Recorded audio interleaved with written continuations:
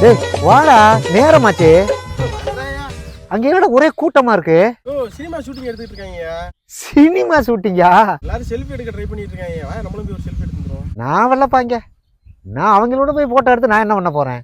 ஃபேஸ்புக்ல எல்லாம் போட்டா லைக்ஸ் அள்ளும்பா. அவன் சம்பளத்துக்கு நடிச்சுக்கிட்டு இருக்கான். அவனை போய் நான் ஏன்டா பார்க்கணும்? அவன் ரொம்ப ஃபேமஸான நடிகர்ப்பா. நம்ம ஊர்ல தான்டா சினிமா நடிகர், கிரிக்கெட் பிளேயர்லாம் வந்து ரொம்ப தூக்கி வச்சு கொண்டாடுறிய. அவன் வந்து சம்பளத்தை வாங்கிட்டு அவன் வேலையை பார்க்குறான். நம்ம போய் தேட்டரில் பார்த்தாலும் இல்லை ஸ்டேடியத்தில் போய் மேட்ச் பார்த்தாலும் அவனுக்கு காசு. அதை புரிஞ்சுக்கோங்க ஃபஸ்ட்டு. அவனை நம்ம சாதாரணமாக விட்டுட்டாலே அவன் சாதாரண மனுஷன்தான். அவனை நம்ம கடவுள் மாதிரி கொண்டாடுறதுனால தான் அவன் வந்து ரொம்ப ஃபில்டப் கொடுத்துட்டு அவன் கடவுள் மாதிரியே நினச்சிடுறாங்க. இது தேவையாடா நமக்கு? சொல்றதெல்லாம் கரெக்டு தான். சினிமாக்காரன், கிரிக்கெட்டுக்காரங்க, அரசியல்வாதி எல்லாம் நம்ம போல ஒருத்தன் தான். அவனை கடவுளாக வச்சுட்டு கொண்டாடாதிய. நம்ம இல்லாட்டி அவங்க இல்லை. அதை முதல்ல புரிஞ்சுக்கோங்கப்பா.